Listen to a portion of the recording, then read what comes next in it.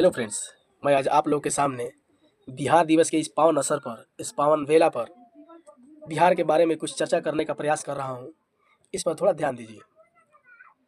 चूँकि हम जानते हैं कि प्रत्येक साल 22 मार्च को बिहार दिवस बहुत ही धूमधाम से पूरे बिहार में ज़ोरों-शोरों के साथ मनाया जाता है। इस साल यानी 22 मार्च 2025 का जो बिहार का थीम है, जो इस दिवस को मनाया जा रहा है, उसका जो थीम है वो है उन्नत बिहार, विकसित बिहार। ये बिहार दिवस का 113वां दिवस मनाया जा रहा है। 112 दिवस इसके पहले मनाया जा चुका है।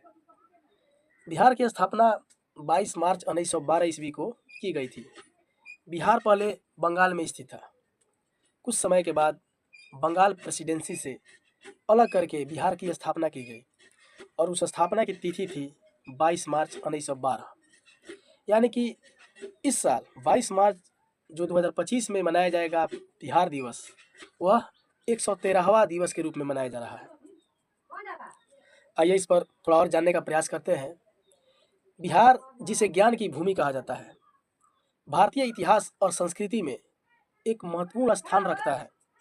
बिहार की गरिमा पूरे भारत को प्रभावित करती है। पटना में जो आर्यभट्ट पैदा हुए थे, उन्होंने पूरे विश्व को एक ऐसा अजूबा खोज दिया, एक ऐसा अजूबा सीख दी जिसका अनुसरण विश्व के सभी लोग करते हैं। शून्य की खोज किया था आर्यभट्ट ने। यह राज्य उस समय का गवाह है जब नालंदा और तक्षशिला जैसे विश्वविद्यालयों में ज्ञान की ज्योति जलाई जाती थी। इन विद्यालयों को इन महाविद्यालयों का नाम दुनिया भर में लिया जाता था। नालंदा और तक्षशिला जो कि बिहार में स्थित है, और इन्होंने ज्ञान की ज्योति पूरे विश्व में जलाई है।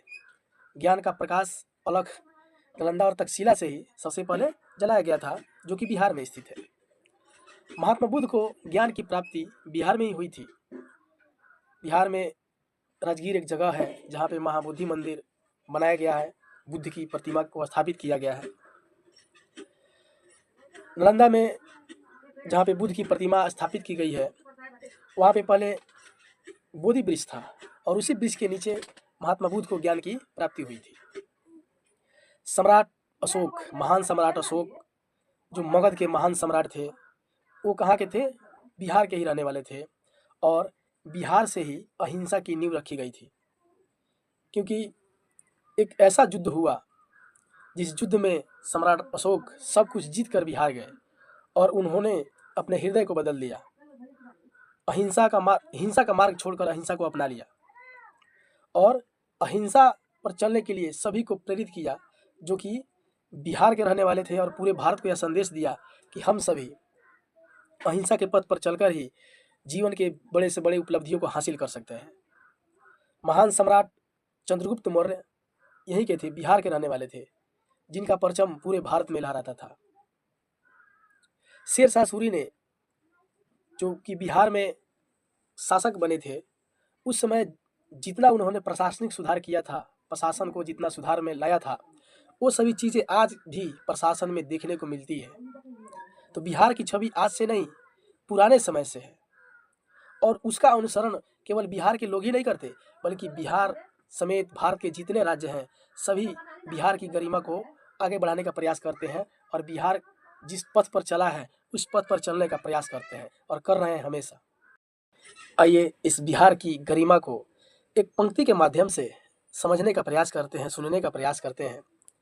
मौर्यों सा विस्तार हो, माझी का पहाड़ हो, चाणक्य सा बुद्धिकार हो, यही तो अपना बिहार हो, यही तो अपना बिहार हो।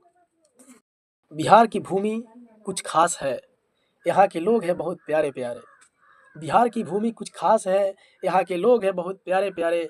यहाँ की संस्कृति, यहाँ का इतिहास सब सिखाते हैं बात बहुत न्यारे न्यारे, बात बहुत न्यारे न्यारे। अशोक सा बौद्ध प्रचार हो, नालंदा सा शिक्षाकार हो, दिनकर सा शब्दाधार हो, यही तो अपना बिहार हो, यही तो अपना बिहार हो। बिस्मिल्लाह सा धुनकार हो, जयप्रकाश की पुकार हो, गौरव गाथा का संसार हो, यही तो अपना बिहार हो, यही तो अपना बिहार हो। मैं इस बिहार दिवस के पावन अवसर पर अंतिम पंक्ति बिहार के बारे में यह कह रहा हूँ। इस वीडियो के माध्यम से बिहार दिवस के इस पावन अवसर पर मैं अपनी अंतिम पंक्ति कहने का प्रयास कर रहा हूँ, जो कि बिहार की गरिमा को उजागर करती है। पंक्ति कुछ इस प्रकार है। सीता की भूमि हूँ, विद्यापति का संसार हूँ मैं। सीता की भूमि हूँ, विद्यापति का संसार हूँ मैं।